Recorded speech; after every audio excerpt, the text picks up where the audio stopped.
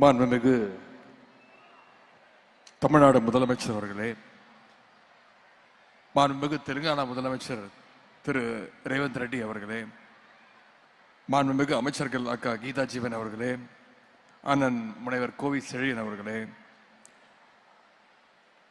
நண்பர் திரு அன்பில் மகேஷ் பொய்யாமை அவர்களே, சகோதரர் மருத்துவர் மதிவேந்தன் அவர்களே, வந்திருக்கக்கூடிய அனைத்து அமைச்சர் பெருமக்களே, அத்தை கனிமொழி கருணாநிதி உள்ளிட்ட அனைத்து நாடாளுமன்ற சட்டமன்ற உறுப்பினர்களே, அரசினுடைய தலைமை செயலாளர் திரு முருகானந்தம் ஐஏஎஸ் அவர்களே, அரசினுடைய அனைத்து உயர் அதிகாரிகளே, அலுவலர்களே, மறுமலர்ச்சி திராவிட முன்னேற்ற கழகத்துடைய பொதுச் செயலாளர் அண்ணன் வைகோ அவர்களே, அகரம் ஃபவுண்டேஷன் சார்பாக சகோதரர் சூர்யா கார்த்தியுடைய சார்பாக விருது பெற்றுள்ள மரியாதைக்குரிய திரு சிவகுமார் சார் அவர்களே, விருது பெற்ற அனைத்து பண்பாளர்களே, கல்வியாளர்களே, ஆசிரியர் பெருமக்களே, உயர்நீதிமன்ற முன்னாள் நீதிபதி மரியாதைக்குரிய திரு சந்துரு அவர்களே, மரியாதைக்குரிய திரு என் ராம் உள்ளிட்ட அனைத்து பத்திரிகையாளர்களே,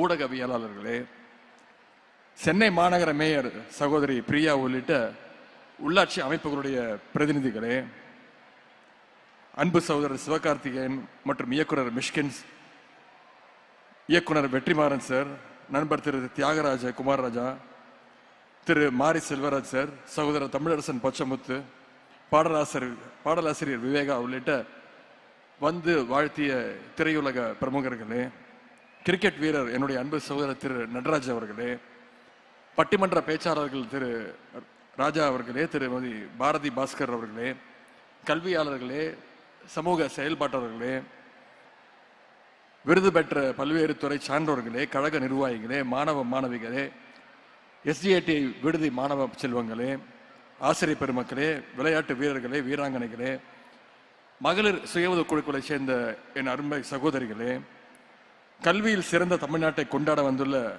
அனைவருக்கும் முதலினுடைய வணக்கத்தை நான் தெரிவித்துக் கொள்கிறேன்.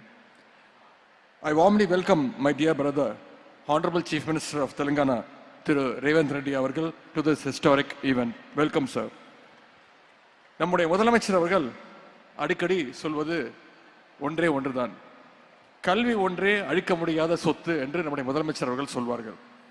கல்வி மாணவர்களுக்கான சொத்துன்னா இங்கே அமர்ந்திருக்கக்கூடிய மாணவர்கள் தான் நம்முடைய தமிழ்நாட்டுடைய சொத்து.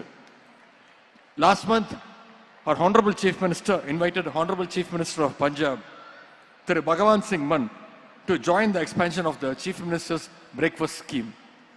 In that event, our Honorable Punjab Chief Minister appreciated the scheme and expressed his willingness to implement in his state, Punjab. Today, for this grand education festival, our Honorable Chief Minister has invited Honorable Chief Minister of Telangana.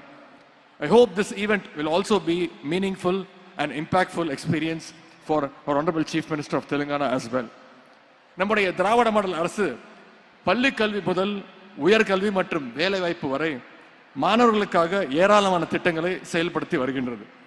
Tamil Nadu is the first state in India to introduce the midday meal scheme school students in 1920. This historic achievement was pioneered by the Justice Party almost 100 years ago. அதே மாதிரி இந்தியாவிலே முதலாக பள்ளி மாணவர்களுக்கு காலை உணவு கொடுத்த முதல் மாநிலமும் நம்முடைய தமிழ்நாடு தான். வேலைக்கு காலை சீக்கிரம் எந்திரிச்சு போற பெற்றோர்கள் காலைல சமைக்கிறதுக்கு நேரம் இல்லாம குழந்தைகளுக்கு டிஃபன் செஞ்சு கொடுக்காத ஒரு சூழ்நிலை இருந்துச்சு. சாப்பிடாம வகுப்புக்கு போற அந்த குழந்தை காது பசியில அடைக்கும், வயிறு கில்லும். அவர்களால் எப்படி அந்த சமயத்தில் பாடத்தை கவனிக்க முடியும்னு பெற்றோர்கள் வருத்தப்பட்டது உண்டு. இன்னைக்கு அந்த பிரச்சனைகள் எல்லாத்தையும் நம்முடைய முதலமைச்சர் அவர்கள் தீர்த்து வைத்திருக்கிறார்கள்.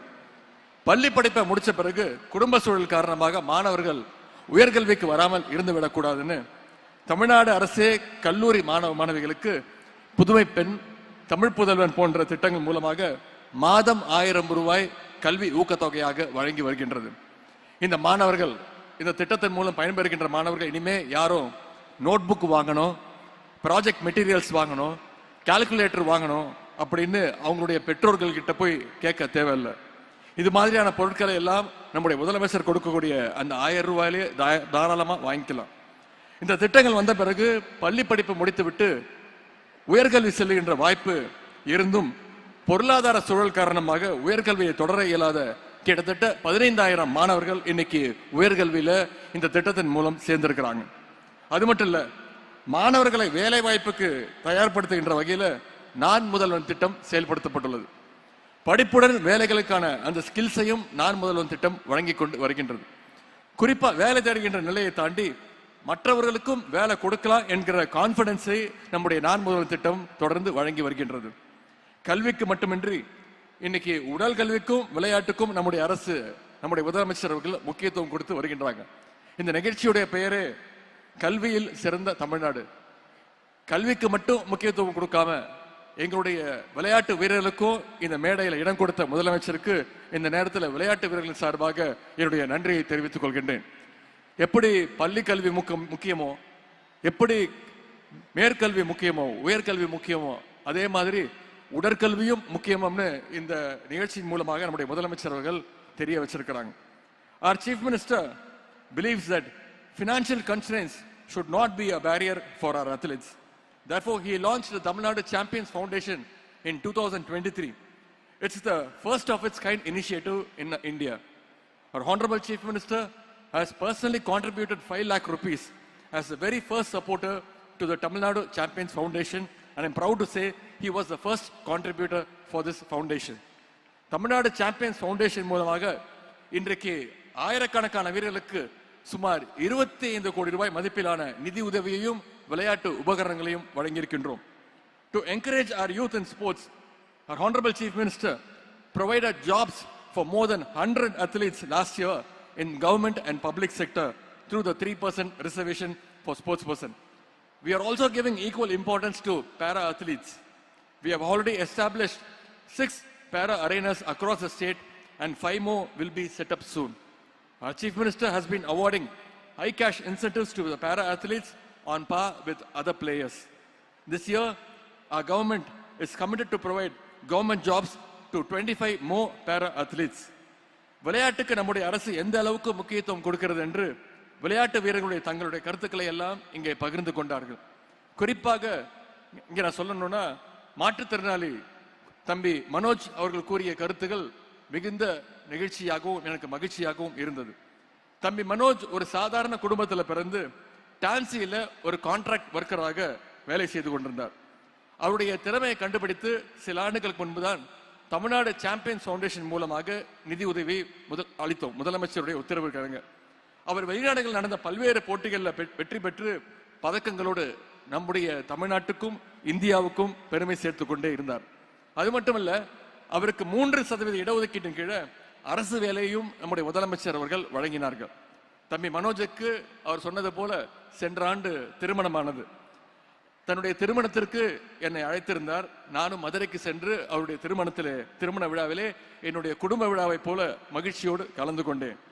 இங்க எல்லாத்தையும் சொன்னார், ஒண்ணு மட்டும் விட்டுட்டார். விரைவில் திரு மனோஜ் அவர்கள் ஒரு தந்தையாக போகிறார் என்ற அந்த செய்தியும் இங்கே கூறிக்கொள்ள விரும்புகின்றேன். நேற்றுக்கு 2 நாட்களாக விருதுநகர், மதுரையில் பல்வேறு அரசு நிகழ்ச்சிகள், கட்சி நிகழ்ச்சி எல்லாம் கலந்து கொண்டு நேற்று நள்ளிரவு மதுரையிலிருந்து விமானம் மூலமாக சென்னைக்கு திரும்பி வந்து கொண்டிருந்தேன். அப்பொழுதுதான் நான் கவனிச்சேன், என்னை விட 2 சீட்டு தள்ளி தான் தம்பி மனோஜ் அவர்களும் உட்கார்ந்துருந்தார். அப்ப கேட்டா, எங்க சென்னைக்கா அப்படின்னு. ஆமா, நானும் சென்னைக்கு தான் வரேன். நாளைக்கு நேரு ஸ்டேடியத்தில் நடக்க போற அந்த நிகழ்ச்சியில நானும் கலந்துக்க போறேன், பேச போறேன் அப்படின்னு சொன்னார். எனக்கு அவ்வளவு மகிழ்ச்சியாக இருந்தது. திறமை இருந்தால் போதும். திறமையாளர்களுடைய வாழ்க்கையை மாற்றி காட்ட நம்முடைய அரசு எப்பொழுதும் தயாராக இருக்குது என்பதற்கு தம்பி மனோஜ் ஒரு சிறந்த எடுத்துக்காட்டு. இந்த விழாவுக்கு நிறைய ஆசிரியர்கள் வந்திருக்கிறீங்க, ஸ்டூடெண்ட்ஸும் வந்திருக்கிறீங்க. நான் அடிக்கடி ஆசிரியர்களிடம் வைக்கக்கூடிய ஒரே கோரிக்கை இது மட்டும்தான். மேக்ஸ் டீச்சர்ஸ், சயின்ஸ் டீச்சர்ஸ் எங்களுடைய பிடி பீரியடை கடன் வாங்கி பாடம் நடத்துவதை அறவே தவிர்த்திட வேண்டும் என்று ஒரு விளையாட்டுத்துறை அமைச்சராக, விளையாட்டு வீரர்கள் சார்பாக, ஸ்டூடெண்ட் சார்பாக மீண்டும் என்னுடைய கோரிக்கையை நான் வைக்கின்றேன். இந்த நேரத்தில் ஒன்னே மட்டும் நான் சொல்லி நிறைவு செய்ய விரும்புகின்றேன். பேரறிஞர் அண்ணா அவர்கள் ஒரு முறை சொன்னார்கள். அண்ணா சொன்ன வார்த்தை, நான் முதலமைச்சரான பிறகு 3 காரியங்களை தமிழ்நாட்டுக்காக, தமிழ் மக்களுக்காக செஞ்சிருக்கிறேன். தமிழ்நாட்டுக்கு தமிழ்நாடுன்னு பெயர் சூட்டி இருக்கிறேன். தமிழ்நாட்டில் ஹிந்திக்கு இடம் இல்லை, இருமொழி கொள்கை மட்டும்தான் அப்படின்னு சட்டம் ஏற்றிருக்கிறேன். சுயமரியாதை திருமணத்திற்கு சட்ட அங்கீகாரத்தை வழங்கியிருக்கிறேன். இந்த 3 விஷயத்தை நான் தமிழ்நாட்டுக்காக செஞ்சிருக்கிறேன். எனக்கு பிறகு ஆட்சிக்கு வரக்கூடியவர்கள் இந்த 3ஐயும் மாற்ற நினைத்தால் அவருடைய மனசுல ஒரு பயம் வரும், ஒரு அச்சம் வரும். அந்த அச்சம் வரும் போதெல்லாம் இதையெல்லாம் மாற்றிவிட்டால் மக்கள் நம்ம என்ன செய்வார்கள் என்கிற அந்த பயம் வரும். அந்த அச்சம் எதிரிகளை எவ்வளவு நாளைக்கு ஆட்டுகிறதோ அது வரைக்கும் தமிழ்நாட்டுடைய முதலமைச்சர் இந்த அண்ணாதுரை தான் என்று பேரறிஞர் அண்ணா அவர்கள் சொன்னார்கள். அதையே நான் இப்பொழுது கொஞ்சம் மாற்றி சொல்ல விரும்புகின்றேன்.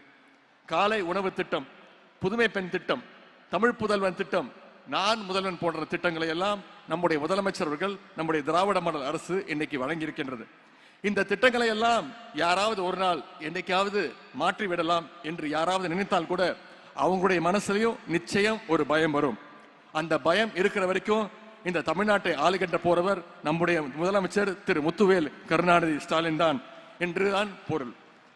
இன்றைக்கு தமிழ் புதல்வன், புதுமை பெண் திட்டங்கள் மூலம் இந்த கல்வி ஆண்டிற்கான ஊக்கத்தொகை பெற்றுள்ள அத்தனை மாணவ செல்வங்களுக்கும் என்னுடைய வாழ்த்துக்களை நான் தெரிவித்துக் கொள்கின்றேன்.